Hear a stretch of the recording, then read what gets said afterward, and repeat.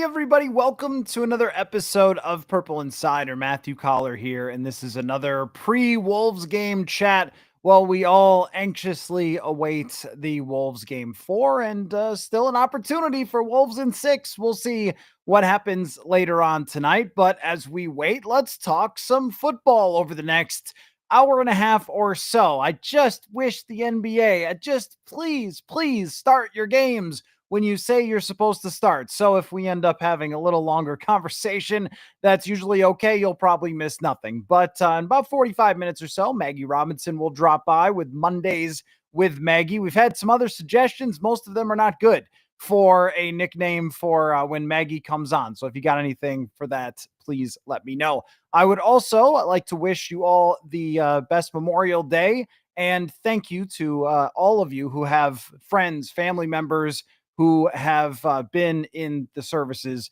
Appreciate you. And I hope everybody took some time to think about that today. So anything that's on your mind is, of course, open for all of you to ask.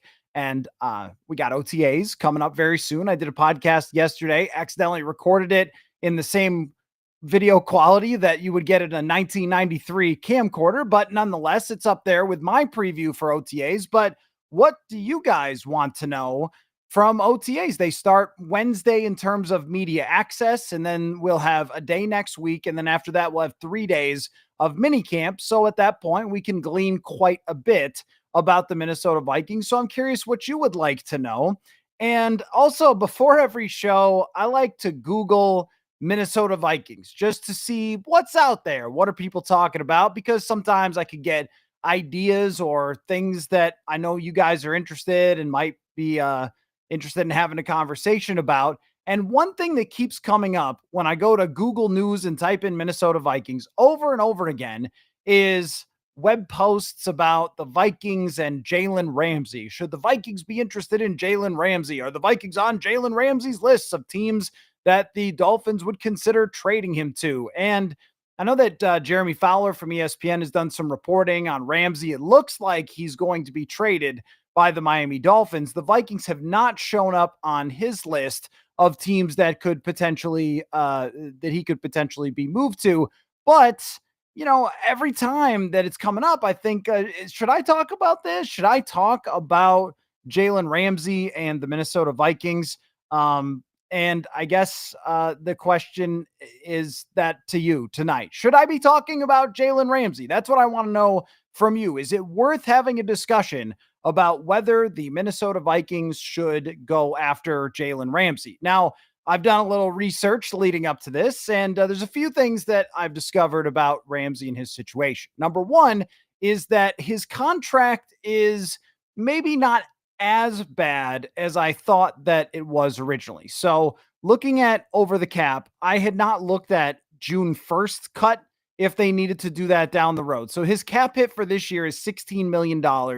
That is workable if the Vikings maybe did some restructuring. I haven't looked recently what their salary cap space exactly is. So, let me go check that out at this moment after their huge spending offseason. So, they've got about 14 million. So, they could do a little bit of work on that and potentially maybe change some guarantees to base salary and the things that they're able to do. So that's feasible. And then, so that's question number one would be the short term. Could you actually make it happen?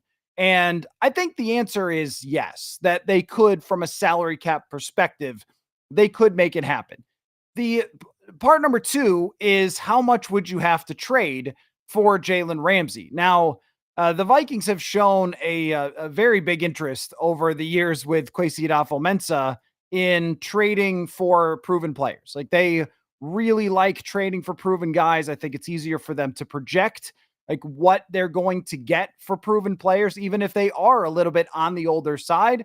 They have shown no fear whatsoever when it comes to older players, as we've talked about with Javon Hargrave and Jonathan Allen and Ryan Kelly. Like they like to bring in players who are experienced. So there's that, but also the fact that Jalen Ramsey is expensive and 31 years old, that should lower the price. Is it a third round pick? Is it a fourth round pick? Is it higher than that? Like what are other teams offering? It's very hard to put a finger on because some players that have been traded over the last couple years get pretty good return. And then other players, you go, I don't really know how to calculate this. Like, what did Cooper Kupp get traded for? Because it kind of reminds me of that situation, only Jalen Ramsey has been healthy, which we'll get to. Was he traded? Oh, no, he was just released and then he was signed. How can I find like a comparable old guy trade? Amari Cooper has been traded a couple of times. I it's hard to find somebody who is similar to Jalen Ramsey that's been traded where I could say, oh, well, a guy who had a big contract and was a really good player once upon a time, and this is what he's getting moved for. Douglas makes a good point that they do have a likely third round comp pick coming. So would you be willing to move a third round pick? So let's just say, as we're going down this road, all right, the contract for this year is a little more feasible than I thought. He's around 16.5 million. They've got 14 something in cap space. They could make a little more if they needed to without a huge problem, without damaging themselves down the road. Let's say a third round pick is the price to play poker for Jalen Ramsey. I don't think that's crazy to do. Third round picks in the past for the Minnesota Vikings, some have turned out to be pretty good. Others have turned out to be, like an Alexander Madison caliber type of contributor, but maybe not a star. Oh, Marcus Lattimore, what was he traded for last year? You look it up. What was he traded for? I thought it was too much. I thought Washington gave up kind of a lot, but that is a good comp, Douglas. Thank you for Lattimore. But let's just say it's in that third round range for next season. Okay, so a fourth and a seventh, that's all he got traded for. Okay. I mean, a fourth and a seventh, that's not bad. Let's just say that it's something like that. A third, multiple picks that include maybe day 3, something in that range. Okay, so let's just say that that's all doable. We got to get to that part first before we can talk about any trade or any acquisition, could it actually be done from a logistic standpoint? Do you have the draft capital to give up? Is it going to be too expensive? Is he going to be too expensive in the short term? It seems like the answer is no. So then that brings us to a couple other questions. And the next one on the list being, well, is it a good idea for the long term? Because as we look down the road with the Vikings salary cap, they do have the JJ McCarthy advantage. And the NFL after this year, there's a lot of games on like Netflix and Amazon, and they're being played every single day of the year once September comes around. So I promise the NFL is going to make money and the salary cap will go up. But still, as we look forward, there's a lot of money that is suddenly locked in with the Minnesota Vikings salary cap situation. I've talked about how Jonathan Allen's contract is pretty locked in for next year, and that's a big chunk of money. Byron Murphy, at some point, they will be able to readjust some of these contracts to make cap space, but you don't want to start getting into that New Orleans Saints land if you don't have to right away. And we're talking about a 2-3 year, 4-year window that they're working with JJ McCarthy to try to build the strongest roster. So would this feel like it was a big risk to mess with down the road? They also have to have that conversation as well. And what I was looking at with Jalen Ramsey's contract is I'm always thinking, how soon could you get out of it is a big part of whether you're going to acquire a player or not. Because next year, his cap hit in 2026 goes up to $25 million. That would be too much for Jalen Ramsey. So that's a renegotiate if you want. But his guarantees also run out after that, which might mean that you've got some leverage in that discussion. But you could cut him post June 1st, and it would be fine into the future. You're only paying $6 million in dead cap money for the next couple of years if you're doing it post June 1st. The problem with post June 1st cuts, as we get like deep into the weeds of this conversation, I thought, look, if every blog is going to post, should we trade for Jalen Ramsey? Well, then why not dive deep into this, right? If you're going to have somebody that it's feasible to only cut them after June 1st, that's fine. But that means you can't use that cap space until June 1st. So if the Vikings need next year to use cap space during free agency to go hunt whatever other big fish they might be after, that could be harder if Jalen Ramsey doesn't work out and they needed to move on from him because that big cap hit would just be sitting there and they would not be able to deal with it until after June 1st. So you think about it right now, like how many free agents are left right now as we get toward June 1st? Like not that many, right? And it restricts what you can do in free agency in that short term, in that window where all the biggest free agents sign, unless you do other stuff to mess with contracts to create that space. So that would be a lot of potential juggling and could be challenging if they didn't like the results and had to move on. So that answers, I think, most of the logistical questions. But then the big question with Jalen Ramsey then is, do you want Jalen Ramsey on this football team? Is Jalen Ramsey a fit? Do they need him? Or are they good?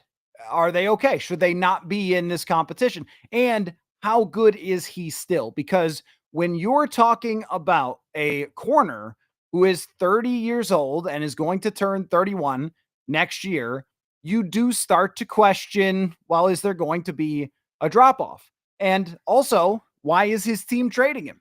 That's another part of it. Now, maybe it's that he wants out. If he's not happy and he doesn't feel like they can win, that could be part of it.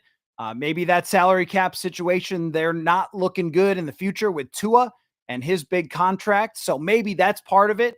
Is we know when you sign that middling quarterback to the huge contract, then sacrifices have to be made. So maybe you have to take Jalen Ramsey and throw him into the volcano because of that. But if we look at his recent performance, just how he's played over the last couple of years and how much he's played, of course, he's not the same exact player that he used to be. That would be impossible for anybody to be the same player that they were when they are 26, 27, when they're in their prime. But from his numbers, Jalen Ramsey is still playing pretty darn good football. And I'll get to a more detailed stat here in a minute, but he played 1,000 snaps last year and had a 76.9 PFF grade, a well above average. Was actually effective pass rushing last year when he's never really done that a ton before. Coverage grade was still over 70, and quarterback rating allowed was 93.5, which is fine. That's pretty good. His career is 80.8, so it's a little above his career mark, and only committed 5 penalties last year, only gave up 2 touchdowns. Longest pass allowed was 42 yards. That's not too bad. Like not giving up huge plays. Yards per pass into his coverage, 11.9 for receptions. That's not bad at all. But what really stood out to me, and sometimes it takes this on PFF like a little while to load, so you'll have to give me a second, is I'm always interested in their coverage scheme stats, in how much these cornerbacks played man versus played in zone, because that's going to make a difference for how much you're going to want them and what you can do with them. So it just, for whatever reason, the coverage stats take a long time to load. But I think that Ramsey schematically is the biggest discussion that the Vikings would have to have. Like, does he fit in to what Brian Flores wants to do? Does he want to play more man coverage? Does he want to stick with the way that they've played before? And how does Ramsey fit into all of that? And is he good enough to still make a huge impact that is worth all the financial rigmarole that we just went through? Because, like, yes, I mean, if you could get Ramsey for a reasonable contract, then of course everyone would like to have Jalen Ramsey on their team because he's good at football. But there's so much more moving parts, and some of that is schematic and some of that is financial. But is his performance going to be worth all the stuff that it takes to deal with that contract? So last year, this was the stat that stuck out to me. Last year, 25% of his snaps, he played man-to-man coverage. So he's playing a lot of zone last year with Miami. Well, that kind of fits with the Minnesota Vikings and what they do. But when he did play in man coverage, he had a 70.7 grade, which was 13th best in the league among starting corners, among guys who played a lot. Right behind him is Pat Surtain. Right ahead of him is J.C. Horn and Quinyon Mitchell and A.J. Terrell. So he was still, out of all the guys who played enough snaps to be considered starters, 78, he was still in the top 15 in man coverage. And that's what makes me think that he can still play. Now, is it worth the shot at it though? with the roster that they have. I think we've determined from what he did last year that he can still play. And we have determined that with the financial stuff, it's not perfect or easy, but it's doable, all of it. So now do you want to do it? And the Vikings have a few days until Ramsey becomes tradable post June 1st, is what the Miami Dolphins would have to do here.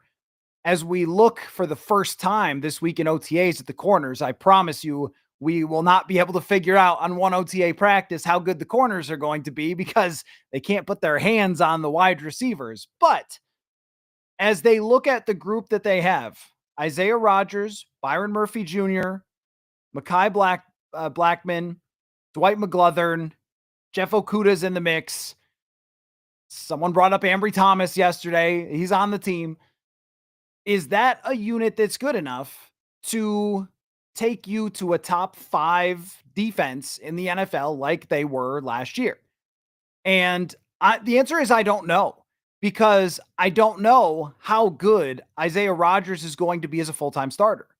And I don't know how good Mekhi Blackman is going to be when he comes back. So there are questions. If they were able to figure out a way to get Jalen Ramsey and put him next to Byron Murphy, it's a lot of money that's invested in the cornerback position. But it's money that I wouldn't think they were crazy to spend because of the expectations of this team. And that's what really sent me down this road. Was I was thinking about trying to answer the question, like, hey, should I talk about this? Is it worth talking about this? Is it worth going through the whole thing and, debating? And do you guys want them? Do you not want them? Or should I just rank something today? And the reason I determined that it's worth talking about and have spent the last 20 minutes doing so is because of where they are as a football team right now. They are going to have to make decisions like this as we go forward when players come available who are stars that maybe don't have the best contracts or are unhappy in their other locations and they want to take a run at trying to win a Super Bowl. This is now a team that you start to look at. Should I go join the Minnesota Vikings to try to win a Super Bowl because their team is that stacked and they just won 14 and they've got this coaching staff and all those other things? The Vikings should have some opportunities to acquire disgruntled players or players with tough contracts or whatever else, teams that want to tear down a little bit, whatever other reason that players might get moved. You've entered the mode of that's a good idea. In past years, I would have said that's not a good idea. It's not a good idea to go get somebody who's past their prime, who's expensive, and we don't know how many more years they're going to be really good.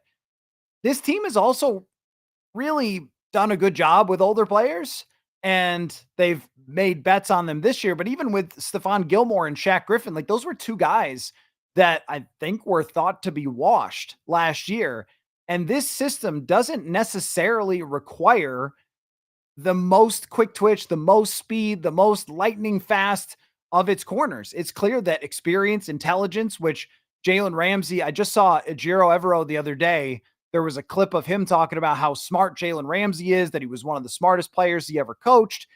And I think you've got my wheels turning a little bit on Jalen Ramsey. And just a couple years ago, was it 2022? No, when was it? 19 maybe? When Ramsey was on the trade block the last time. When was it? Was it 21? 2021 must have been, because he ended up on the Rams when he was on the trade block. At that time, I thought, well, the Vikings are going to lose their jobs, so maybe they should trade for Jalen Ramsey right now and try to save their jobs and try to go all in. But this is a different world now. This is a spot where you take risks and you roll dice because you can get away with it, number one, with the rookie quarterback contract. And also, you need to do everything and anything to get your hands on as much talent as you possibly can because you're trying to win in this short window. So I don't want to say that I'm all in, because if they don't do it, I'm not going to say, what are you thinking, Vikings? Are you crazy for not trading for Jalen Ramsey? But I also think that if they do, I'm kind of in. Even if he's not the best that he's ever been in his career, the players that they have in that spot are pretty unproven. And the other thing I wanted to mention is that Ramsey has a remarkable record, like a Harrison Smith level record of being on the field.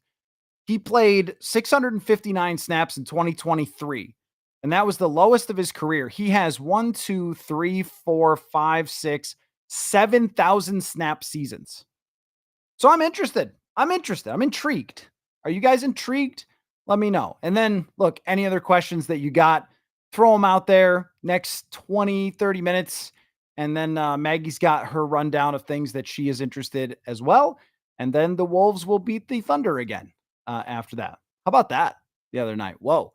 I was jogging by halftime. I was like, this, and I don't leave NBA playoff games these days. I mean, look at the Knicks. What happened to them last night? Like, it has to be 30. If it's 30, then I go for a run or I'll go do something else. But it's got to be 30. Maybe we'll see that again tonight. Okay. So Danny says any proven starter would help a moderately shallow DB room. So this is the thing. I don't know yet whether they have a moderately shallow DB room or it's great, because I think it could be really good. Isaiah Rodgers has, in small sample sizes and 400 to 500 snaps, he has really good numbers over his career. And when you hear them talking up Isaiah Rodgers, saying, hey, this is a Flores guy, and like this is somebody that Brian Flores really wanted, you think, well, the chances that they replace him then are probably pretty small, right? That they go out and get somebody else if they really like Isaiah Rodgers. And then with Blackman, Flores drafted him in the third round. He was here when Flores was here when they drafted him.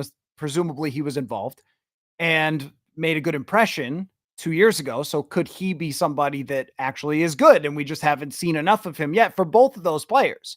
They would know a little more behind the scenes than we know about these guys, but not truly until they see them practice in training camp would they really know. And maybe Miami's not in a rush. So maybe this is something you can wait on and it ends up being kind of like a Stephon Gilmore type of move. But we just don't know if it's shallow or if it's good, because there is a realistic possibility. I mean, Isaiah Rodgers has been on the field a good amount in his NFL career and put up good numbers and has great physical talent. He's like a 4.3 guy or even under that.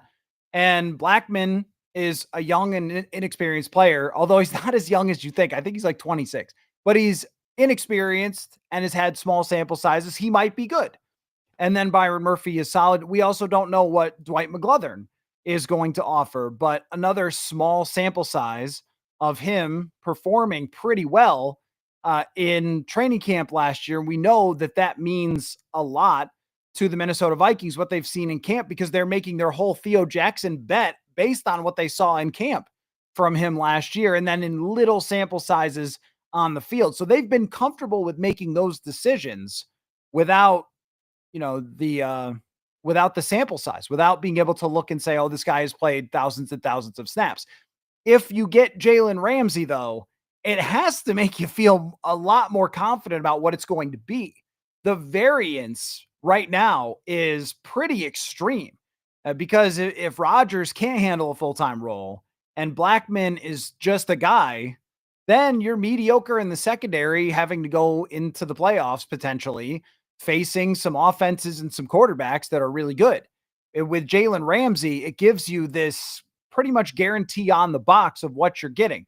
Again, is he going to have this freakish skill that he used to have in terms of his quickness and pairing that with his size? Like, no, it's not going to be exactly what it used to be, but the numbers would tell you that he's still pretty darn good, and is pretty darn good worth trading something for next year for and dealing with the cap ramifications when you're in a situation where you really want to win. It might be. It might be. If not, then I think that down the road, as we get into the middle of the season, there will be other discussions like this with other players that come up for a team that starts 1-6 or something. Then you're going to say, like, okay, are they going to make that move at the deadline to dip into the future capital again to try to enhance this team? And my guess is that they probably would be thinking that. So why wouldn't you be thinking it now if you're going to be thinking it later? You should be thinking it now. And Ramsey is, I think, a good option for this team. Alex says, I think that Jalen can be the one to take the secondary over the top. And if so, F them picks. Yeah, well, I mean, F them picks worked for the Rams when they did that. The problem, of course, was that it took them a few years to get back to where they are, and they had to hit on a bunch of picks in order to get there. And that is the concern, I think, if you're trying to trade for Jalen Ramsey, is if the whole thing blows up in your face, if he doesn't stay healthy and you've given up draft capital for the future, or he doesn't fit, or he doesn't play well, and then you've given something up, it's a double sacrifice because you have the future draft capital plus the ramifications with your salary cap, which, as I mentioned, are not terrible if you cut him post June 1st. But that just restricts what you can do in the short term, and you have to do a lot of other juggling in order to make that all work. So it does get, I think it's kind of walking on hot coals a little bit there with a move like this. There is risk involved, and yet the Vikings have said that's okay with other guys. They've said it's okay if there's risk with Jonathan Allen. There's okay that there's risk with Javon Hargrave and Ryan Kelly with the injury history that he has. So would they do the same thing with Jalen Ramsey? Again, their name hasn't popped up, which is surprising because it feels like the Vikings end up in every rumor ever of all time, but here we are. And that other guy still keeps showing up in rumors. Well, we don't have to talk about that until there's an actual reason to, but it's just the other day in my Googling, in my pre-show Googling, I was like, really? That former Packers quarterback is still showing up in Vikings rumors, huh? Okay. Well, we just wait and hope that we don't have to talk about that anymore. Just sign with the Steelers, would you? I mean, it does, the rumor that he is maybe waiting out the Vikings to see if anything goes wrong with JJ McCarthy, and then I don't want to sign with the Steelers and in case something happens over there, right? That sounds pretty plausible, to tell you the truth, honestly. It really does. That from his perspective, he would be waiting on the Vikings, and that's why he's not signing with the Steelers. The other reason might just be so he can vibe and do nothing while his maybe potential teammates practice and he doesn't have to show up because he doesn't belong to the team. So that could be another reason.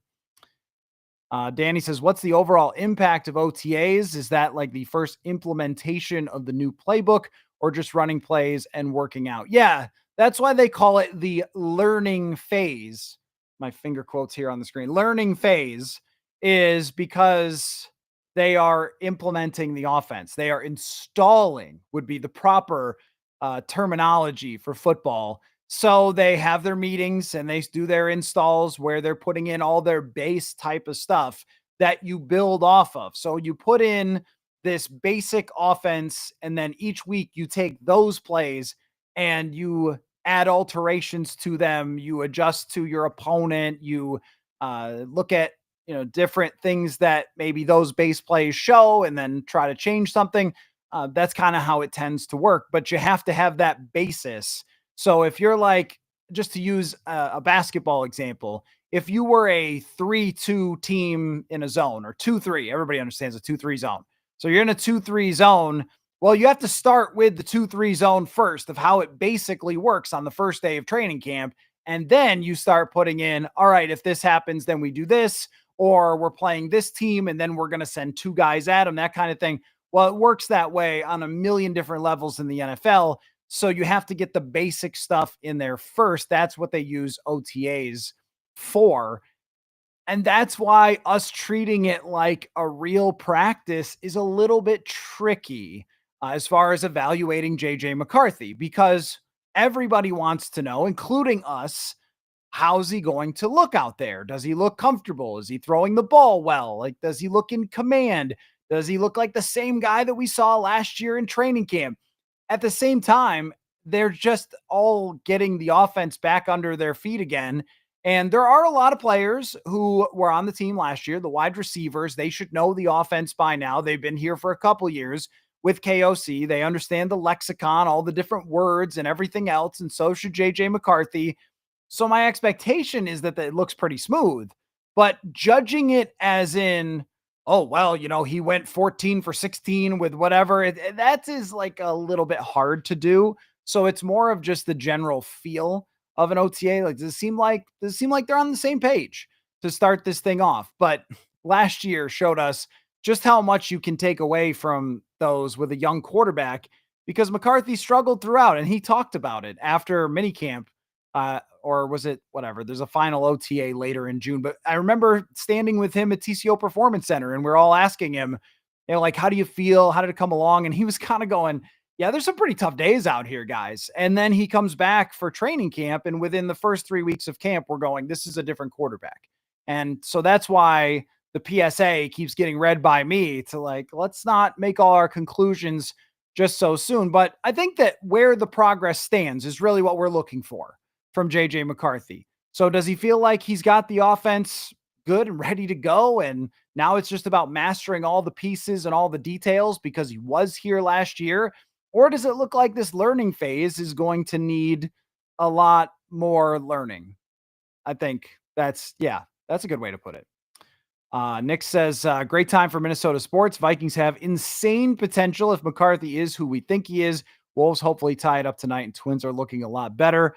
I saw that 10,000 people are at XL Energy Center watching the Frost. I got my Link shirt on here. They're 4-0. Tough matchup tomorrow against the Storm. That'll be a good one. Yeah, it's almost, doesn't it feel like sometimes that it all either goes or it all fails? Like every team is in the playoffs and doing great, or every team is massively disappointing you in big games. Well, that kind of happens all the time, but or like failing or struggling, kind of feels like they all go together. But if the Wolves win this one, they've got a great chance to come back from down 2-0. And it's really weird. I saw a stat just before I logged on here about how Oklahoma City Thunder, they play so much better at home than they do here, which or on the road at all during this playoffs, which is interesting. I don't know why that would be, why they would play so much differently, but it is a good time. You're right about that. Funny, quick, funny story. I'll get back to your questions and comments. So 2 weeks ago, I was filling in hosting on WCCO radio. And one of the things that I want to talk about was the Twins, because I just don't get a lot of opportunities to talk about other stuff. So I like when I can talk a little basketball, a little baseball or something. And they were 15-20 at the time. And Derek Felvey had just done his little state of the team. We're struggling. And he had said something like, yeah, we're all disappointed. I'm disappointed. Rocco's disappointed. Everybody's disappointed. And so I went on a big old rant about how like, oh, congratulations for being disappointed. That's great. Like, what are you going to do about it? And all this sort of stuff. And they did not lose a game for like 15 straight days after that. And then they had like 2 or 3 walk-offs the other day. And I was like, see, all he needed was a little accountability on AM radio from me to get the team. I think it was probably actually their health getting better, but now they're a good team and we'll see where it goes from there. But I thought that was funny. Like I get my chance to talk a little other sport, just go on a football level type of rant, and then they don't lose a game after that. So good for the Twins. Ivy Studios says, by the end of the season, which position groups do you think will have improved from last year? Which do you think will have regressed? Ooh, by the end of the season is hard to say. That is a very long time from now. Well, I mean, I think the most obvious is the defensive line and the interior of the defensive line. You just saw last year, the last 2 years, really, that patchworking that can work against certain opponents. And I've really started to think about this recently is just how you play in the playoffs versus how you play in the regular season. I don't think that they're hugely different, but who you play, the caliber of coach, the caliber of player, that's what we have to think about a lot. And that doesn't mean, those records sometimes are kind of silly of, well, against winning teams, they have a bad record, and against losing teams, they have a good record. But there is probably some truth and some signal in that. And I felt like when the Vikings would play against better teams, Detroit is certainly an example of this that comes right to mind. But even in the Josh Dobbs game where they couldn't stop Atlanta's running game, I know that's going back 2 years, but it just popped into my head. Or Atlanta this year where they kind of exposed some stuff on the Vikings defense before Kirk started throwing interceptions in that game. And it wasn't that easy until late in the game against Atlanta. Sometimes you just see those cracks in the foundation. And the one for me was no interior pressure over the last couple of years.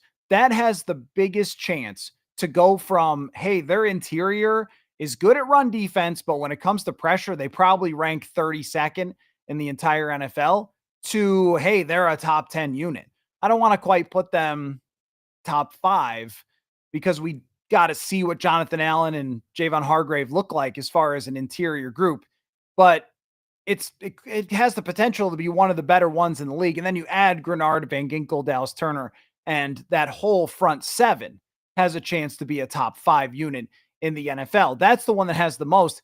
As far as regression goes, I mean, well, and I should also say offensive line. My mind went to defense first, but offensive line has a chance to be a lot better. Last year was an odd thing because through about, well, I shouldn't say it was odd. Christian Darrisaw got hurt, but through about even 12 games, like Cam Robinson came in, looked pretty good. The numbers on the Vikings offensive line were solid. It was just as the season wore on, Blake Brandel had to play more than he ever played before. Teams got a beat on what they were doing run-wise with Cam Hayward in there. They figured out that they could expose them on stunts, twists, and stuff going after the middle. And that was where it really came apart. Well, where this year, if the line stays healthy, you have a chance to be, again, one of the 5 or 6 best offensive lines in the entire NFL. That has a chance to be quite a bit better. And I think what we're talking about here, the Jalen Ramsey, let me tie it into that. The Jalen Ramsey thing, clearly the area that could get worse is the secondary because you don't have Cam Bynum, and he was a proven player. I didn't think Bynum was a superstar, but certainly was, I mean, a $60 million safety. Like, he was a very solid and reliable player. And now you're asking somebody who hasn't done it before for an entire season. And you're asking at the cornerback position someone who hasn't done it before in Isaiah Rodgers and someone who hasn't done it before in Mekhi Blackmon for a whole season.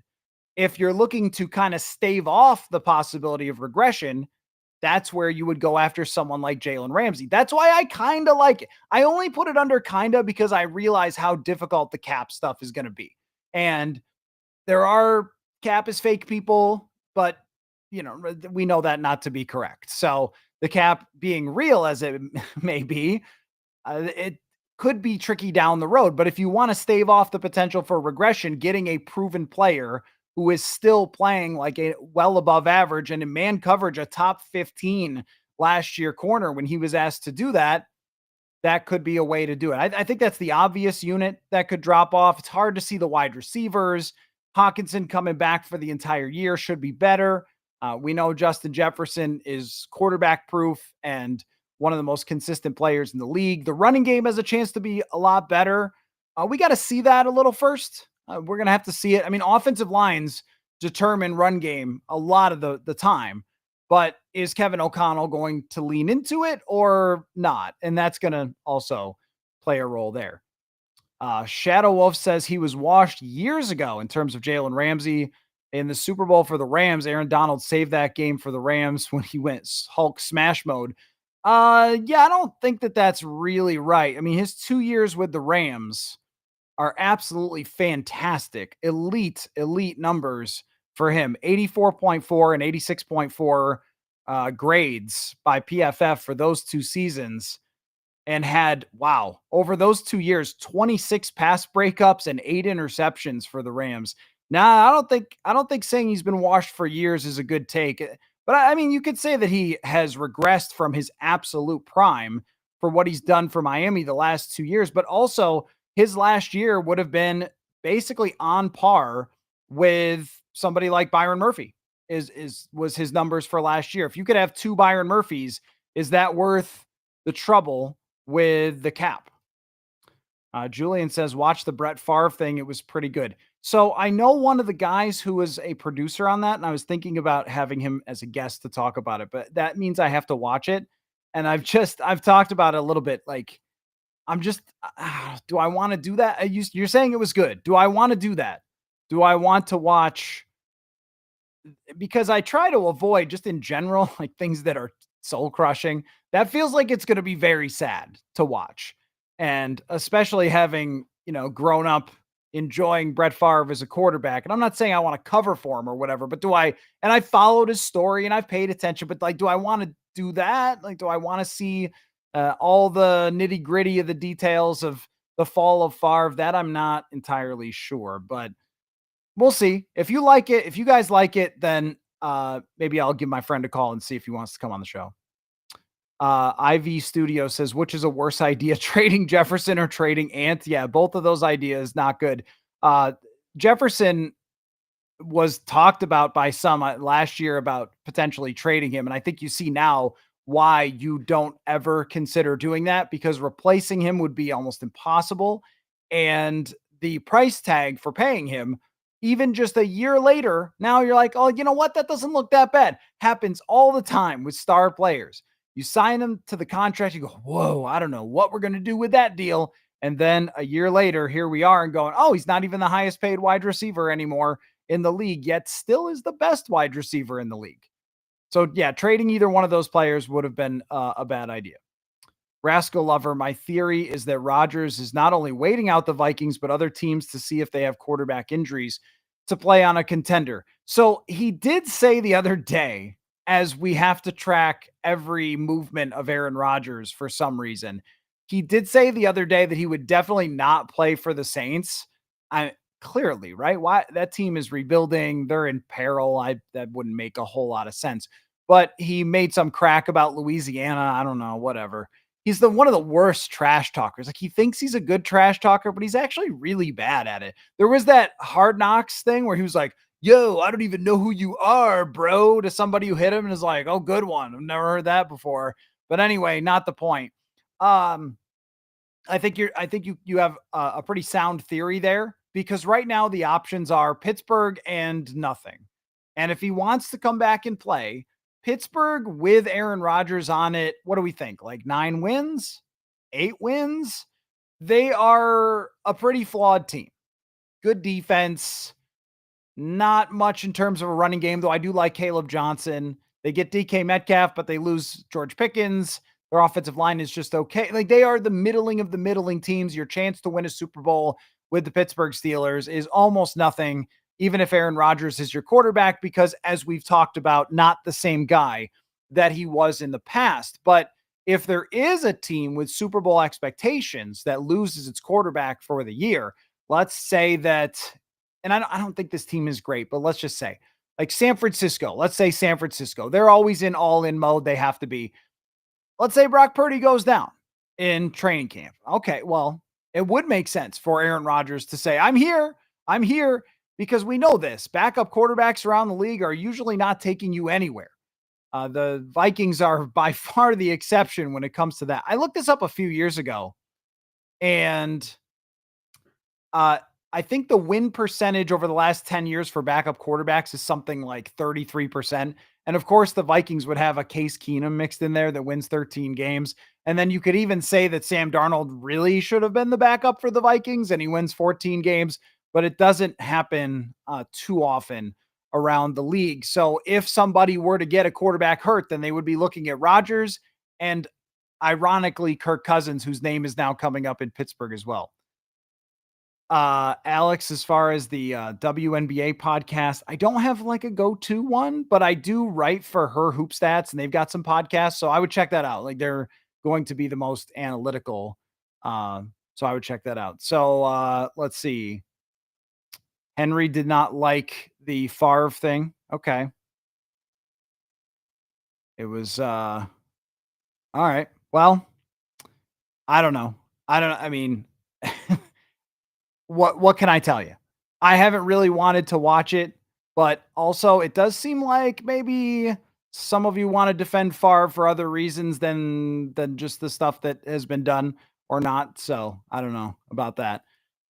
That's why we're moving on, and I didn't really want to talk a lot about it. Zach says, I've been to a lot of stadiums and cities. If I'm going to an away game this year, which would be the best? This is a difficult year, Zach, for that, because the number one trip on my list was going to be Pittsburgh, and then Pittsburgh went to Dublin. So I'm assuming if you're not talking about going to Dublin or London, then the road schedule, well, it gets whittled down to only 7 potential places to go.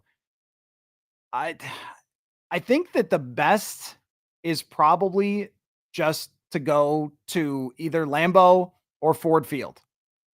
Or the opener is gonna be pretty cool. If the opener is gonna be pretty cool. I don't love Soldier Field's press situation always, but Soldier Field is really cool if you sit up on one side, you can see the city downtown. I mean, that's pretty cool to be in Chicago. Like, you're right in the middle of the city. It's got that gritty old type of feel and that kind of thing. So, you know, I, that's a pretty good one. Ford Field was amazing last year. Unfortunately, the game was not amazing, but Ford Field was incredible to go see when those fans are lit up the way that they were for week 18. Lambeau is just all time. That doesn't need any explanation. I'd probably just try to pick one of those games because the other one might be Dallas. I mean, if you want to see Jerry World, that could be kind of cool, I guess, if you want to go to Dallas. I have not made the trip to Dallas before, so I'm going to make the first trip to Dallas that I've made. And the other one is Seattle. I like Seattle. That, the showdown between Sam Darnold and his former team. So I guess the options aren't as bad as I was making it out. But I mean, if you got a chance to go to either Detroit or Green Bay, I would pick those as the top two road trips to make. And you'll have a lot of Vikings fans in Green Bay as well. Seattle, maybe not quite as much. I'm not sure about Dallas. Is Chicago getting a dome? I hope not, but I think Buffalo is, right? That stinks. I don't know what. I don't know. They want to throw the ball more, I guess. I don't know. Anyway, okay. Well, feel free to continue throwing your questions in, but it is that time once again that we welcome in Maggie Robinson. I think, Maggie, we are still going with Mondays with Maggie at the moment because the other suggestions have just not been that great. So it is time for Mondays with Maggie. You have 4 subjects. We're a little bit crunched for time with the Wolves game, but still got plenty of opportunity to go through what is on your mind. So how are you this evening? I'm good. I'm good. I'm been running around today. I'm in the middle of moving out of my New York City apartment, so it's been a little stressful, but I'm here. We're ready. I'm ready to go. We're deep in the off season. So was I pulling for strings a little bit to find things to talk about? Yeah, sure. But it's gonna be fun and I'm ready. So I kind of had to put the baby carrot drama behind me. I think we got a little caught up in that. Probably Oh, my yeah. doing last week. I'm not anti carrot, guys. I'm just anti slimy baby carrot, and I'm gonna let that rest. Okay. So to start it off, we're going to go back to the football news that you guys actually signed up to listen to. And PFF dropped their edge defender rankings, the top 32 of the 2025 NFL season. And we're going to go through it because I think this is interesting. And we're also in list season. It's off season, it's list season. The writers are making lists, and I'm here for it. So we're going to break this down. Okay, to start it off, we're going to go through the top 5, discuss a little bit, and then I have some thoughts. So, first off the list, Myles Garrett, Cleveland Browns. This one makes sense to me. Like, yeah, the guy's a unit, point blank, kind of end of story. That one speaks for itself. We're just gonna go through. Number 2, Micah Parsons. 3, T.J. Watt. 4, Nick Bosa, and 5, Aiden Hutchinson. This one kind of stood out to me that he is ranked this high when he got injured. What, like week 6 of last year, I believe. Pretty early on, nasty leg break, and I think it's kind of shocking that he's up this high, but he had insane stats for that early in his career for last year. So does it make sense? Maybe yes, maybe no. But I think this is definitely a guy that the Vikings have to watch out for. Like, Yeah, no, I think so too. Obviously, number 2 overall draft pick. Last yeah, year, though, I did think about how many times we've seen players in the NFL have great half seasons. And if they got hurt, we're like, oh, that's just the truth for what he would have become. And it was pointed out, I think it was Sam and Steve on the Check the Mic podcast, that Hutchinson had played like a bunch of backup right tackles, not very good right tackles, and annihilated them. I still think he belongs in that conversation as being a top 5 guy. He doesn't have quite the resume of the others. Myles Garrett just deserves that status as being up there. The TJ Watts, the Nick Bosa's, like those guys are pretty well proven. But I am curious where Jonathan Grenard lands on this list because I think if you asked 100 people, random NFL fans around the league, like how many quarterback pressures, like where did Jonathan Grenard rank in quarterback pressures last year? They'd be like, I don't know, like top 25.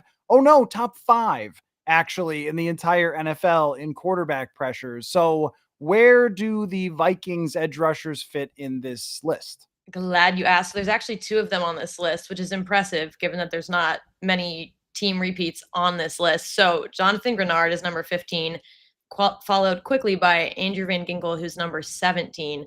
Jonathan Grenard as you just said, 5th in solo tackles, 1st in stops with 44 last season, 1st in hurries with 59. Like, he's ranked so highly, and he's honestly a very all around good player. It's not like he's just stand out in one category. No, he's a consistent, dominating force. And I mean, this makes sense to me. I think, could he have been a little bit higher? Sure. But this is also a Vikings podcast, so I'm going to say that. But I mean, yeah, I think he just did really well in this defense, and he fit in and played that role as he was supposed to. Well, that's where you don't have a chance to get elite players in free agency. Normally, there might be one or two guys in free agency that everybody is vying for and somebody lands. And I think our reaction when they got Grenard was to say, like, oh, okay, well, that's not bad because you saved $10 million over Danielle Hunter. He had double digit sacks like the year before Grenard did, but okay, we shouldn't set the bar at where Danielle Hunter was. And then he got there and was every bit as good as Danielle Hunter was last year with the Texans, only about $8 to $10 million cheaper. His ascension was, I think, pretty surprising. And if you only look at the sacks, well, okay, that's doesn't really tell the true story, because the crazy part about Jonathan Grenard to me is just how much he's on the field. He was on the field for almost every single defensive play for all of last season. So I wonder if some of those numbers that he racked up last year will go down a little if they rotate Dallas Turner in. But we've also seen Brian Flores just play guys every single snap when he loves them, like Harrison Smith every year. It's, well, we'll try to take Harrison Smith off the field. Not really. They're not actually going to do that. That matters to me, though, because if guys are playing 600, 700 snaps and they get double digit sacks and they get, good numbers, okay, good for you. But if you're playing almost 1,000 snaps at edge rusher, that is so much more valuable. So there's probably guys on that list who have just as good of numbers that get high rankings, but we don't consider snap counts as something that matters toward a player's overall value. Yeah, and I was just looking, and so Hunter is actually ranked higher than Jonathan Grenard. He's number 12 on this list. But I mean, I think people watching the game kind of don't take into account how taxing it is when you are playing it's just like, of course he's playing. He's good. Like, that makes sense for any sport. I think you're like, yeah, he's a starter. He's going to play as many minutes as we can get out of him. It is so incredibly intense, especially in football, because it is so stop start, but that's why it's so draining, because you're like on, and to stay locked into a game mentally and physically for that long. And trust me, like, we were the ones doing the TV commercial break. So like, we're dragging this game out. The guys are in their element, and then we're stopping it right as they're like in the zone. So for him to be that consistent over that many games, that many snaps, like week after week, I think that just says a lot about his character and his mindset too, that we don't necessarily think about right off the bat. It's not like a physical attribute, but that's something that should not be discounted. Hunter says the scheme is a star maker. Yeah, I think that is true in some instances. With this one, though, I mean, okay, so you are throwing linebackers and blitzes and there's confusion, but there was a lot of instances of Jonathan Grenard just straight up beating his guy. I think that Grenard is a development story in the NFL where he had raw talent and he had a good college career, but he wasn't there yet. And then some injuries early in his career set him back. And he was just starting to take those big steps to where he could actually be, which is an elite player in the NFL. The scheme does clearly make guys better. I don't think there's any question about that.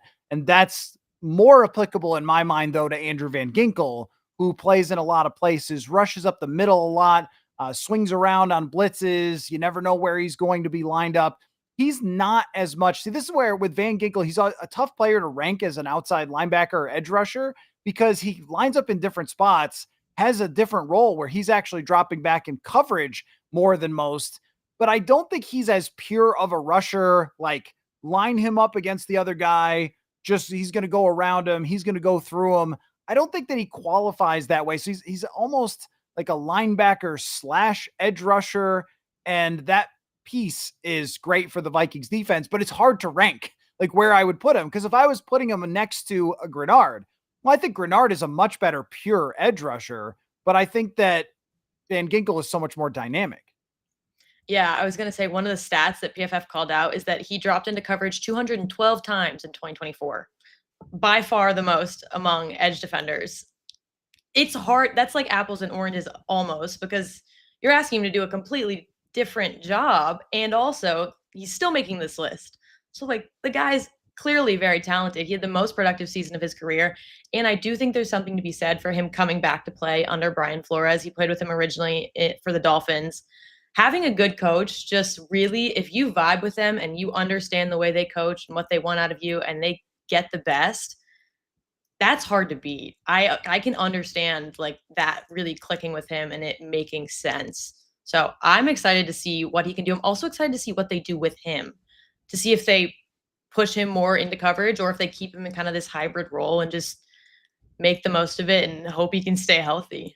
Right. I wonder if Dallas Turner makes any kind of list for next year, because if he is into a more rotational position with Andrew Van Ginkel, we could see Van Ginkel's numbers go down, like sacks and pressures, because there are more opportunities for Dallas Turner rushing off of the edge and maybe dropping back Andrew Van Ginkel even more into coverage.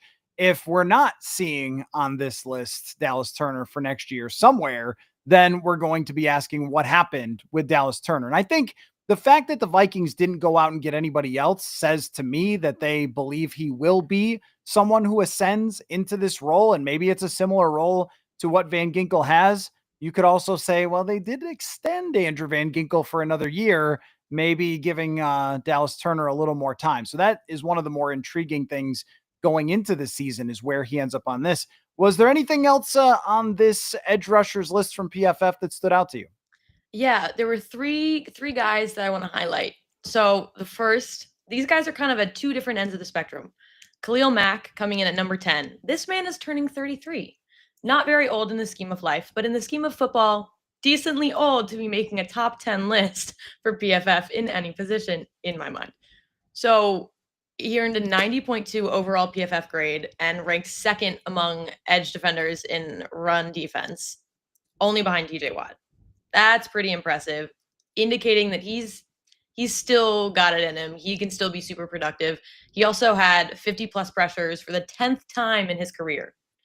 The man is nothing if not consistent. Once again, going back to it, consistency trumps everything. Like, if you can keep doing the job, you're going to keep making these lists. So that was kind of, I don't want to say surprising, but just stood out to me as like, this guy's still got it. Keep an eye out for him. He's, judging by age, probably gonna not be able to keep this that much longer.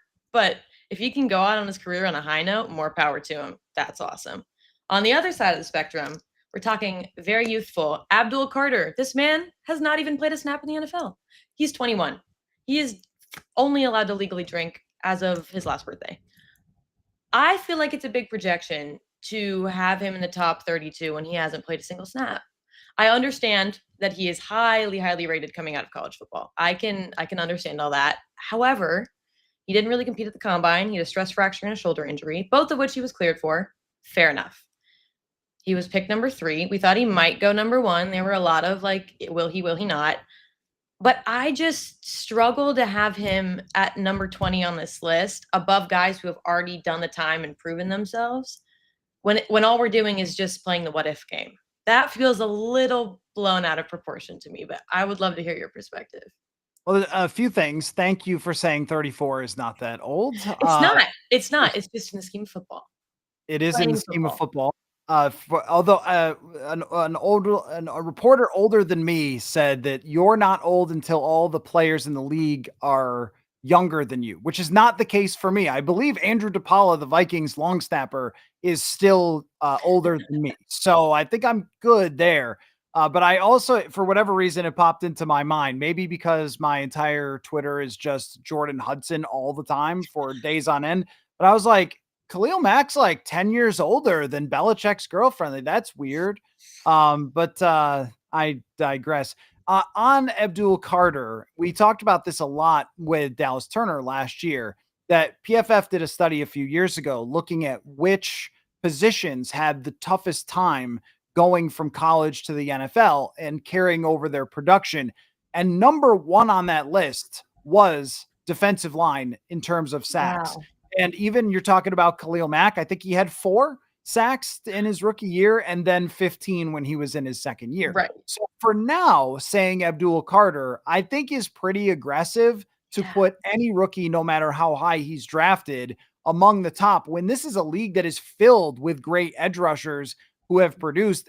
Even the Vikings have multiple, even the Texans have multiple great edge rushers. And to put him that high is probably one of those things that you just have to do because like he's drafted high and he's got a name and all the Giants fans will be like, hey, come Yeah. on, where's our guy?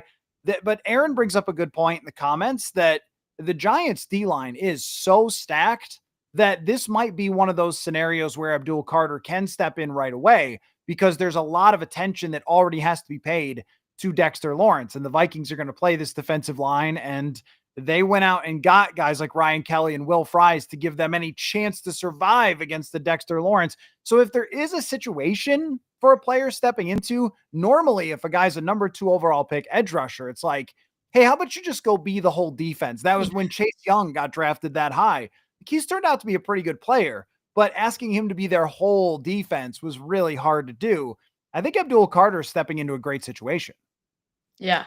I think we expect so much of rookies coming into the NFL. And I know that we're all aware that it's a big jump from college to pro, but I don't think the average fan fully comprehends the amount that is thrown at these players, football wise and otherwise. Your entire life changes in the span of like 2 months.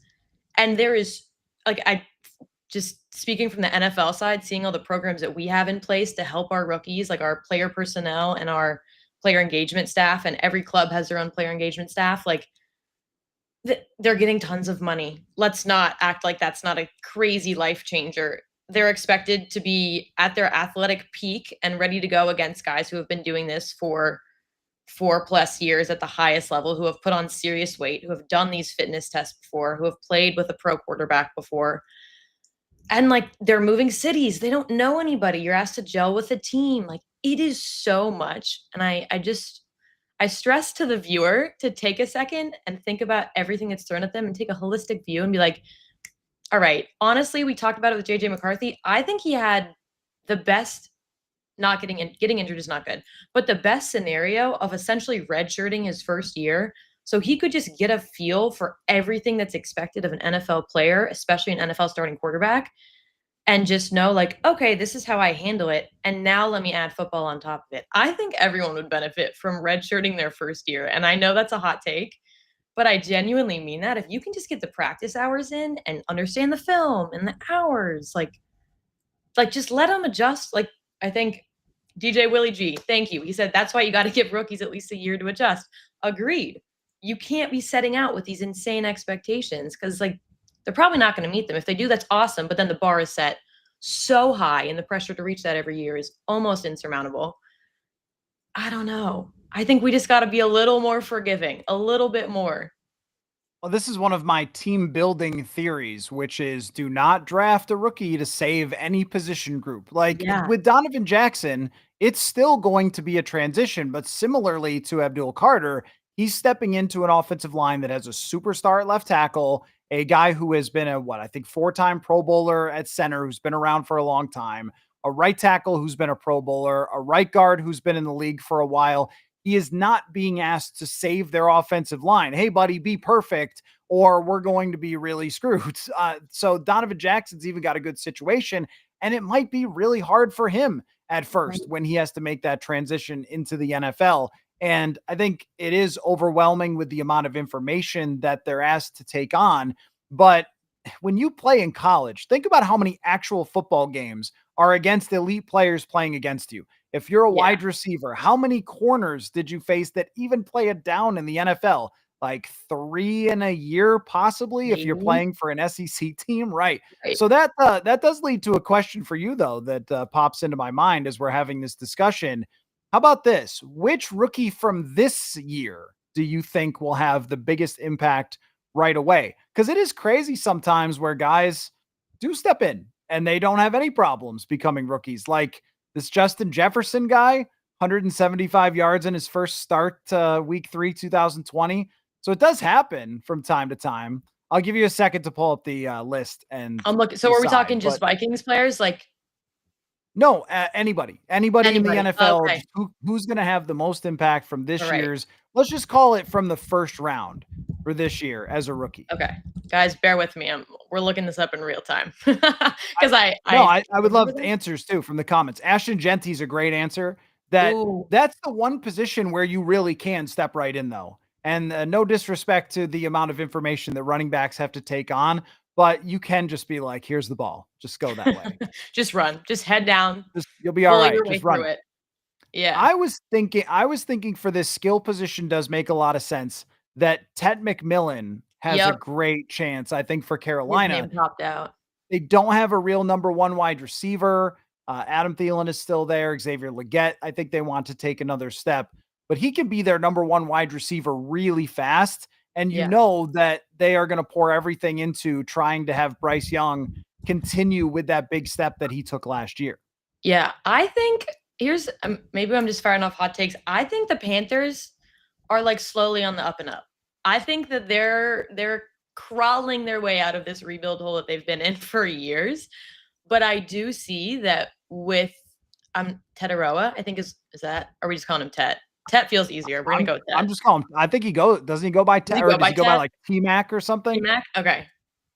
I think I, T-Mac could be a great addition there. And what they finished third in the NFC South. Okay, like tied with the Saints. So not great. Maybe I'm overhyping them as a team, but I do think for someone like him, it's almost easier for a rookie to come in on a not so good team.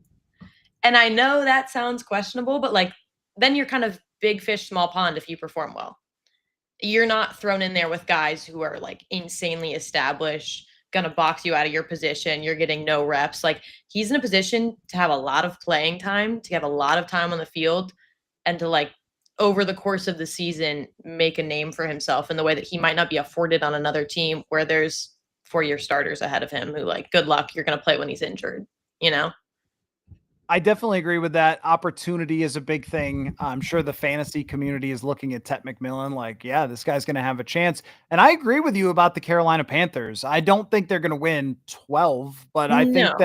I think they could be the 2022 Detroit Lions that tanked in 2021. And then on the last day of the season, they beat Aaron Rodgers at Lambeau Field. They didn't make the playoffs, but they had a winning record. They had a great second half of the season. Like if you look at what Bryce did in the second half of last year, and I know that could be a little bit of a flawed way to look at it, but when we're talking a number one overall quarterback who was in such a bad situation, but for him and Dave Canales to kind of lock in there last year, they almost beat KC. They had several games where they were, I guess everyone almost beat KC during the regular season, but That's they true. had several games there where if they had any defense whatsoever, they would have won. So I think that is a really good bet. Tyler Warren is another good one, I think, because Indianapolis, they need an outlet for Anthony Richardson. The only concern would be that Anthony Richardson can't throw it like 8 feet. So I guess is Daniel Jones checking down. Like Richardson has the funniest profile where he can't throw 5-yard passes, but his 55-yard passes are totally fine, if not really good. Okay, I would like to step to his defense here because I have a personal anecdote to this. So I was a goalkeeper in soccer, and I compare that a lot to the quarterback position. Maybe that's also unwarranted, but it's a lot of communication. You're leading the team from the back. You have full view of the field. You're dictating the style of play, whatever. Sometimes when you're in those high pressure situations, the small passes you overthink to the point where then you mess them up. But like you can bomb a pass down the field. That could be the best goal kick of your life. That could be the best 55-yard throw you've ever made. But like, God forbid you like freak out and throw a mistake of a 5-yard pass. So I can understand it. Does it make it right? No. But I can understand where he's coming from. Just got to get the nerves out. You got to get more comfortable, get loose, get out of your head, you know? Now, if you were the Team USA goalie, though, I think you should be able to just do that. Like around the NFL, they complete like 80% of passes under 10 yards. They should be able to. I think a huge part of it with Richardson is that when you get hurt, you can't develop and get better. Yeah. And the other part is too that, and maybe it was a window into him and his preparation the fact that he couldn't stay on the field and had to check himself out of the game, that if you're not prepared and your timing isn't on point with guys on short passes, then you're not going to hit them. And it can even look like you're inaccurate when your timing wasn't good. That's And so even if you threw practice. the ball where you meant to throw it, it's not to the receiver because everything is so timing based in the NFL. One of my favorite things to do on the all 22 film is to stop Sam Darnold's arm when he starts to cock it back and look where Justin Jefferson is, and then look where he actually caught it. Like that's the anticipation that has to go through in your You brain that gotta comes lead them. You from the gotta work. know. Yeah, absolutely. Exactly. Okay. Yeah. What else? What else you got on your list? If other people have for the most impact rookie, feel free to throw that in the comments. I mean, you kind of mentioned USA football. Let's get into USA flag football. This was news of this week coming fresh out of Minnesota from these owners' meetings. Flag football is now an Olympic sport at LA 28, and NFL players are allowed to be on teams. I have a lot of opinions here coming from the inside and also my own personal opinions. And whether you want them or not, I'm going to give them to you. So let's get into the basics just so we can level set. These games are 5-on-5, and teams can roster up to 10 players. A single player from each NFL team can participate for their respective country. College players and anyone else in the general public can also try out. Okay, those are the basics. This was a unanimous vote. All 32 agreed. Let's do this. Okay. USA football will be making the decisions for tryouts, not the NFL. That being said, there's going to be some arm of the NFL, probably the flag football group, that has some level of sway somewhere in this because that's kind of how the NFL works. And this wouldn't have gotten put into the Olympics if there wasn't that much backing. So let's just kind of keep that all in mind as we go through this. I personally don't love that we're allowing NFL players into this league. It doesn't feel fair. I'm all for like the inclusion of all of it. But I think if we're looking at inclusion, if we're looking at the way the NFL is trying to pitch this as like, we want to elevate this for youths, for women, for girls, it's like a non-contact sport. You can't get a concussion playing it. It's a safer alternative. It's the future of football. Then let those players be the future of that and make it a branch of the NFL, but not the NFL. I think it's just really unfair for you to have someone like Justin Jefferson coming in against some guy who played like maybe JUCO flag football this year at a small school and is a baller by all accounts, but like there is no way. I'm sorry, like the athletic and physicality that you have to be an NFL player at any position is going to outmatch that of a top flag player, in my humble opinion. Don't quote me on this. These are just my thoughts. It feels unfair. The only thing I could think of that might even the playing field is if you're a flag football player only, that maybe the games are different enough to give you an edge. And also think about it this way. Like if you are a really good pro wide receiver, that skill set might just be different because you could be a crazy springy and quick athlete. Like let's say that you're 162 pounds, right? Mm-hmm. And you can jump 43 inches in the air like an NBA type of player. But if you got on an NFL field, they would just pick you up and throw you in a garbage can. But not to name names, but like Ty Felton, that man is tiny. He's got to bulk up. He could be great at flag. I'm not. No, he does. Just saying. No. He does. His skin very skinny, lanky but very skinny. Well, I thought you were gonna say Jordan Addison. It's remarkable that Jordan Addison at 170 can deal with the physicality, but most people can't.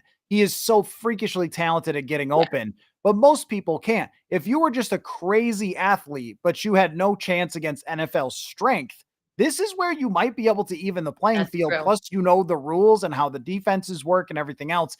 Yeah. Where I would be concerned about this, and I don't think we're going to see star players play, is just the money involved and the money invested.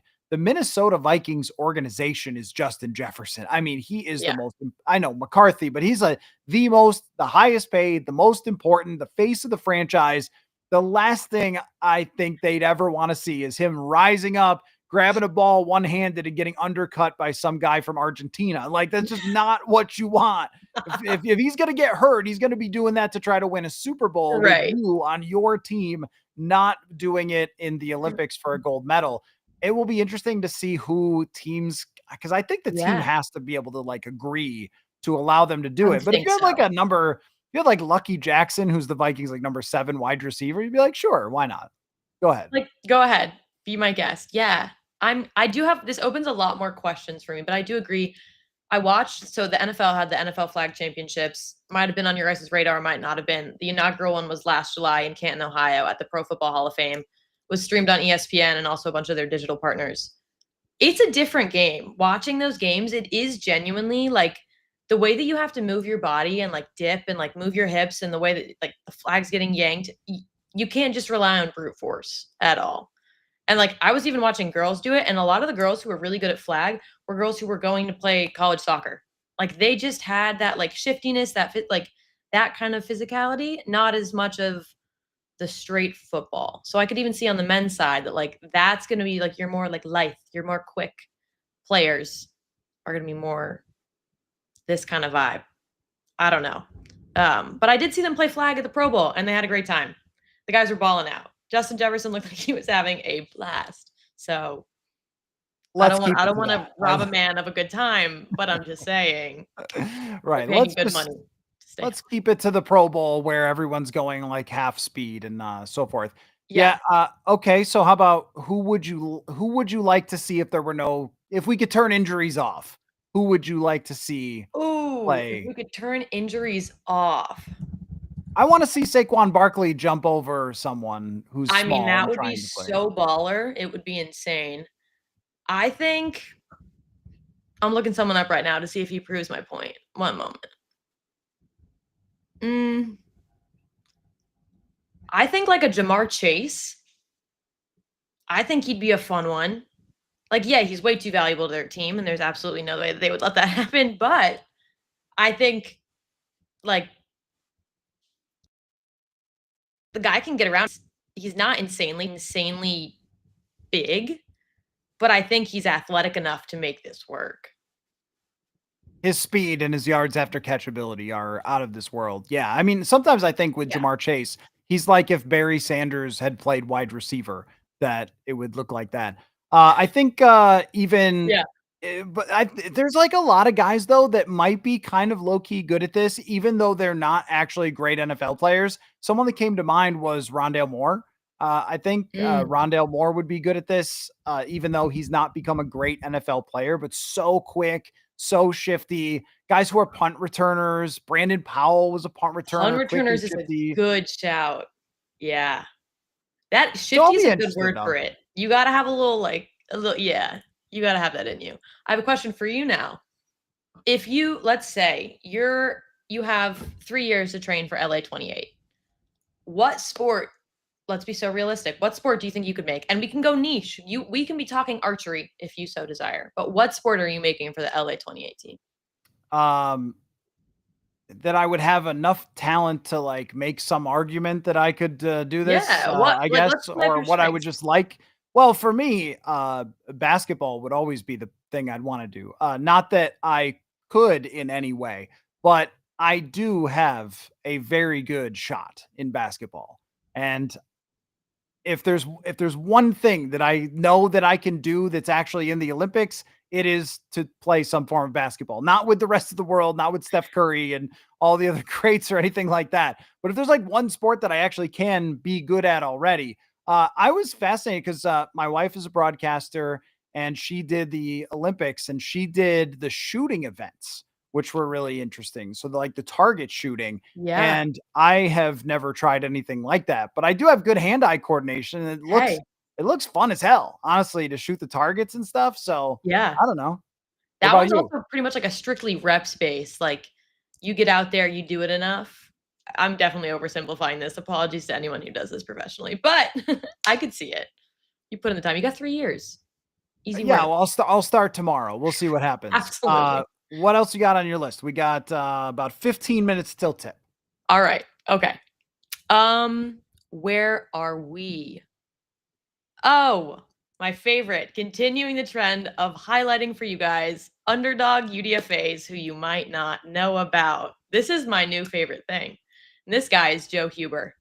Joe Huber, we like to throw around in the football community the word gritty quite frequently. I think it's kind of overused. It's a buzzword. But I think this kid actually lives up to it, and I'm going to tell you why. I dug deep into his background. So we're going to go back to high school. He started off as a wrestler. This kid was the best wrestler in his high school coming out of Ohio. He made it to the Division 1 championships. He didn't make the varsity football team until his junior year of high school. He was riding on JV, and he was also only 6'2", 170 on the JV squad for 2 years.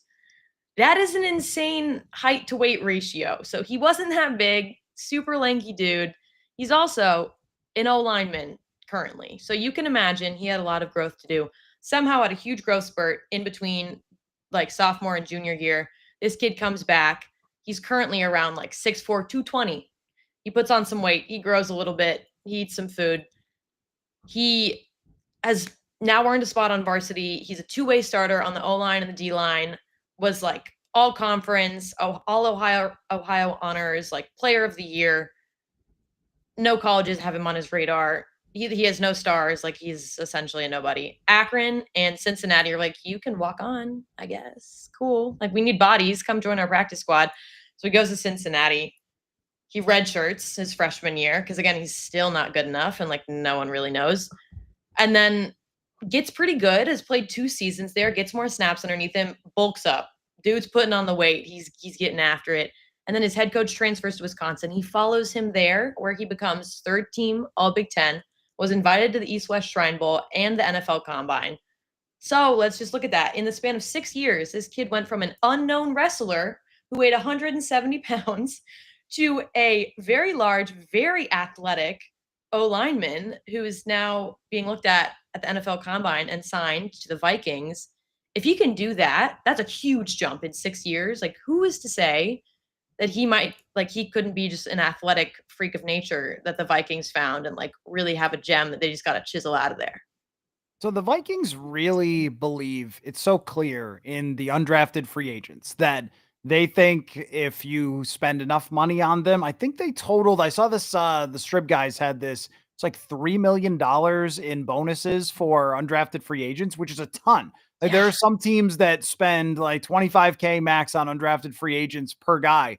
And the Vikings have been spending hundreds of thousands on the best guys. I don't know what Huber got, but this is another one where if you look at his numbers from college, especially in pass protection, the last 3 years, he's been a very good pass protector. Last year allowed only 7 pressures in 409 dropbacks, 1 sack. The previous year, 0 sacks in 496 pass blocking snaps. I mean, that's a lot of snaps to take and a very few pressures, really good production. And this looks like another one of those guys that they could grab and develop and see if there's something there. Also, Logan Brown is another one. I don't want to take away any UDFAs that you're going to be featuring as we go forward, but that's another one that they spent money on and were able to bring in for development behind the guys that they have already on the offensive line. So this, I think, has become quite a front office strategy and a spending strategy for the ownership as well. Because if the guy doesn't make the team, he just gets to keep your money. So they're knowing that they're probably burning some money on some of these guys, but Yeah. Huber might be one that either makes the team as extreme depth or just possibly as a practice squad development type of player. I like that. I did not know. See, this is the thing that when it comes to guys like this, I've always had this rule with undrafted free agents where you got to make me learn your name. Like, Mm. you got to make me Google your background. So now you're sort of doing the work for me, which is that's what you're supposed to be doing here. But that's great. I had no idea that he was no star, no interest in college whatsoever, and now he's here. Right. Like the kid has heart. From some articles I read, it also sounds like the Vikings are really good at this, drafting really quality guys. Like sports aside, they're getting good people for their locker room. And I think that speaks a lot to the culture that they're trying to build, that Kevin O'Connell is trying to build, that the ownership wants. I think that's also something that is kind of overlooked. You can have some ballers who are total stars. If they don't jive in the locker room, if they kind of have an ego and if they think they're better than everyone else, even especially as an undrafted free agent, like that's not a guy you want on your team. I think your energy speaks so loud. And if you're in there thinking you're entitled to things, no, there's no way. This kid, I was reading, one of his Wisco teammates said he ran a half marathon one day and then showed up for voluntary summer conditioning the next. He's a no lineman. Who does that? He's also so athletic. How can you be running a half marathon at 2:20? I just run around the block, so I have no idea. But no, this you make a really good point though that I think under Kevin O'Connell, they have put a huge emphasis on character and personality, Yeah. and they're always going to look at that as one of their top things. Some of these guys, sometimes I'm amazed though when you look at the guy's resume and the athletic profile and the pass protection profile. And then you're like, yeah, but teams are drafting punters or long snappers in the late rounds. And sometimes I just don't understand fully how that ends up happening. And I know that every scout has like their favorite player that they want their GM to draft in the 7th round. And so they want to make the scouts feel appreciated. I love this punter more than life itself. So I guess Right. we're taking him. But I look at this and go, how did this guy not get at least a 7th round pick? So maybe a good grab for the Minnesota Vikings. We'll see. Yeah, we will see. Definitely a guy to keep an eye out for. And then quickly, as we ended the last one, we're going to be talking about a star player who is not Vikings related, but just big NFL news, because I feel like I would be remiss if we did not mention it. You probably already know, but we're going to say it again. Brock Purdy just signed a 5-year, $265 million deal. That's a lot of money. Okay. Let's break this down. Again, I like when we have the big numbers, but that's obviously not what he's getting. That's not just the check he's been written. So the base salary for 2025 is 1.1 plus the signing bonus. Signing bonus, 40 million. That's pretty nice. I would love a $40 million signing bonus for my next job. That would be awesome. If anyone's willing to offer that, please let me know. But the guaranteed amount is over 182 million. So it's not close to the 265. I think it's spread, average annual salary 53. So it's all kind of chunked out. It's not like he's getting like an insanely fat paycheck. He is, but it's spread. In my mind, I don't know if it's because he came and he was a great story and we all just like attach the underdog mentality to him and we really can't shake it because every broadcaster ever will only remind you that he was the last pick of the draft and like that is the only thing he's known for, even though the guy literally brought a team to the Super Bowl. It still feels like, is he at that caliber of quarterback? And I know this is just like typical NFL podcast fodder, but it is something that is intriguing because I don't know if it's just like a reputation thing, like that we've created in our minds, or if his actual play dictates that, like, yeah, he is valuable, he is worth this amount of money. Yeah, there's a few things that come to mind for me. Number one is that it was years ago that we started talking about the rookie quarterback contract advantage. When Kirk Cousins signed for $30 million a year, we're like, whoa, how is anybody ever going to afford that? It was 90 million or 88 million guaranteed. And we all went, what? That much money guaranteed? And now these contracts have exploded. But the rookie contract, the rookie wage scale has not caught up with them. So the gap just keeps growing and growing and growing. And at some point, Brock Purdy is going to have a huge cap hit while JJ McCarthy's is $5 million. And the Vikings just have a massive, massive advantage over the San Francisco 49ers and every other team. I was going to bring up, you already covered it though, the level of fake for these contracts when they get put out there by the agents is just like, why don't you just subtract about 25% from everything that comes out? When Byron Murphy's number came out, I forget what the fake number was. It was like 20 something million. We were like, whoa, I don't know. And then the real number goes and you're like, oh, it's like 16. So, which is fairly reasonable for Byron Murphy Jr. and right on point with the other corners that sign. And like, is it too much to ask the NFL insiders to just not copy and paste? I guess it is. Like, that's how you become an NFL insider, is you just copy and paste from the agent. And even, I think even the teams like it when it seems like it's a huge number. Like, look, we pay people, we reward our guys and stuff like that.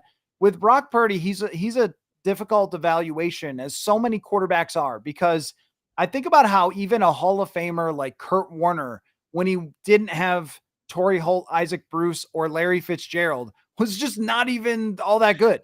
And with the Giants, he was really bad. And he was a Hall of Fame quarterback.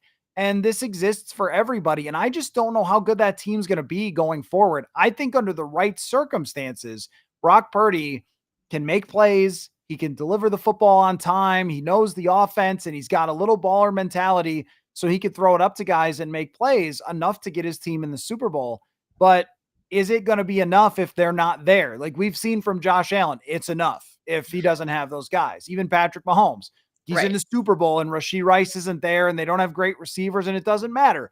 I don't think Brock Purdy is one of those guys. They need to revamp that offense without, Debo Samuel there anymore. Who knows what Brandon Ayuk's situation is? Yeah. George Kittle is going to get older. Trent Williams is toast. I mean, so I don't know what the future is going to hold for him, but it does, I think, fall into the category of kind of like a Trevor Lawrence contract where Yeah. we all go, whoa. And then you look at it and you go, okay, well, it hedges a little bit. So would you have done that if you were San Francisco, or would you have just said, you know what, we'll find somebody else? I mean, and I don't know how open the guy is to a negotiation because he was probably fed up with that rookie contract, I'm sure. But if there's any way to keep him on like a shorter term deal for less money, that's not insulting, but also not like skyrocketing him into like the upper echelon of quarterbacks. Like he's not a Josh Allen. He's not a Patrick Mahomes. He's not a Lamar Jackson. He's like, that's just like, there's a realm of like a Jalen Hurts. There's like a realm of untouchables kind of where like that. I think they're worth whatever you want to pay them if you can afford it because they are really leading your team and it's been proven and they have a consistently solid track record. I think he definitely, like you're saying, depends on the player. So I would shorten the deal, drop the amount, but like maybe we half it. Maybe we have him on like a 2 or a 3-year deal for like, I don't know. Maybe we just give him the 180. Like maybe just like the guaranteed amount. Maybe 182 is his whole thing. Well, for That me, doesn't feel crazy.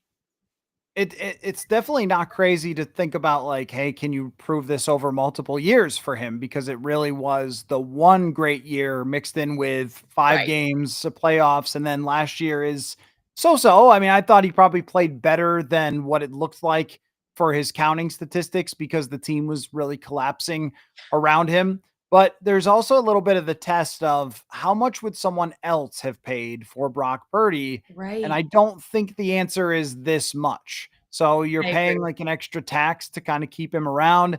But if Yeah. you franchise tag him, the problem is all of that cap hit goes in that first year and there's nothing you could do about it. So I think part of the reason that they made it longer is so they could mess with the cap hits, spread it out, and try True. to stretch open this window. Maybe I'll be completely wrong about San Francisco. It feels to me like they missed their window and it's over Yeah. and they're still like scraping down the wall, being like, no, we're still a Super Bowl Right. contender. That's kind of how it feels with this. But Purdy, I think, is one of the hardest players to evaluate as a quarterback over the last few years because there's just nothing exceptional. And yet it works. And even last year, Right. like he gave the That's the Vikings a hard thing. time, right? That's the kicker. It's like it's still happening. Like he's not bad by any means. Like I don't want this to seem like, oh, he's a terrible player. He's not. No, like guys still got it going. But as you're saying, But are you in a situation to win? We've seen other teams though, like Denver. Okay, they had Russell Wilson and letting him go is a total disaster, but they were able to bounce back into the playoffs. Atlanta is going to eat all of that Kirk Cousins contract. They've found a way with the rookie quarterback contract to still sign guys in the offseason. The cap keeps going up. So maybe there's less fear these days of having that hit you in the face than there was in the past because it maybe doesn't necessarily ruin your franchise if you just have to cut him or trade him to somebody else in a couple of years. That will be one to really watch, but I've got them, I don't know, third in the division. Maybe yeah, it's possible that they finish fourth in the division, right? yeah. I think they're gonna have a season. Is it gonna be standout? Probably not. Are you gonna pay a lot of attention to it? Probably not. I don't want to wish ill on any team, but like it's kind of what it seems like we're in for. But this whole signing deal brought up a thought in my head that I'd love to ask you. Say you're signed to an NFL team. What position are you signed to, and what's the value of your NFL contract, Matthew? Well, if you can't be a quarterback, because obviously everyone would want to be a quarterback, there's 2 positions that you would want to be the guys that lead the best lives, and that would be wide receiver and edge rusher because they Mm, are paid the most. And I think for edge rusher specifically, you really just have to focus on. So this is why I would pick edge rusher over wide receiver. You okay. really just have to focus on you. This is why you never hear of unhappy edge rushers. You never hear of like, boy, this edge rusher, he's demanding out. You don't hear that much unless the team is really terrible, because even Myles Garrett was like, I want out. And they were like, how about some more money? He's like, I want in. We're a contender. Right. But you don't hear that too much because it's them versus one other guy or Yeah. two other guys, and that's it. You just do your job, and that's what you get paid on. With wide receiver, you rely on someone else throwing you the football, and that has so much to do with what you get paid and how your life is going, right? Like that's why I think, because everybody calls these receivers divas when they don't get the football. And I've heard this explained by 100 football coaches where they're like, I get what you're saying and calling him a diva for wanting the football, but also all these receivers think that they are the dude and that they can win every game themselves and that they are so confident to be here. The other part is too, there's like 70 offensive plays. If you get 2 catches in a game and you ran 40 routes, you have to be so bored and tired. Oh, Like I'm at the end of the sure. game, you're like, what did I do here? Like it's got, and by the way, someone poked you in the eyes at like every play, right? It's a lot harder than people think it is, I guess. That's fair. Those are both really great points. And I definitely approach this from a different perspective of like me personally, what would I be good at? I wasn't actually thinking about the economics. That's crazy. Economics of this. I think I'd be best at a kicker. I also think they have a pretty cushy lifestyle, and I can get more into this. You're not really getting bruised. You're not getting tossed around. God forbid, like you're not getting busted up on the field. Also, like playing soccer, I got a good foot. I could do that. That's awesome. Sign me to kick a ball. It's a lot of pressure. Yes. Do I understand that? Absolutely. But I think you sign me to like the average kicker is making like 1.9 million. Give me a little $2.5 million deal. I'm a happy camper. That's more than enough money. I don't need a lot. I'm just a girl. So like also be the first female kicker. How awesome would that be? I'm just saying. Sarah Fuller did it at Vanderbilt. I could be the next Tennessee girl to do it, but at the NFL. I rest my case. I think we'll see it. I think we'll see it at some point. Yeah. I don't really see why not. If somebody can kick a 60-yard field goal and make it, then they can play. Can you kick a field goal? I can. Actually, at Penn, they put me in full pads and they had me practice running a route, throwing like a quarterback, punting, and kicking. I can send you the video. I wasn't the best. I'd never done it before. I was on camera. Let me just preface by saying that. With some practice, I think I'd be pretty good. You know? I'm also not used to wearing pads, so I had a lot going against me, but I was making some.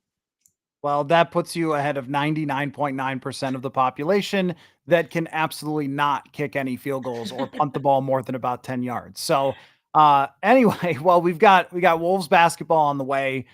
Still saying Wolves in 6 or maybe 7. We'll see about that. But Monday's another successful Mondays with Maggie. So, would you like to close it out, Maggie? Let's round it out. Football, baby. See you guys next week. There you go. Maggie Robinson, our new intern. And yeah, I'm going to go watch some Wolves basketball. I hope you do too. Hope you enjoyed the show as well. And thanks everybody for your questions, comments, and watching. And Wednesday, an OTA practice. But I got some fun guests coming up this week from the fantasy football universe. So make sure you keep an eye out for that. Thanks everybody. We'll see you again soon. Football.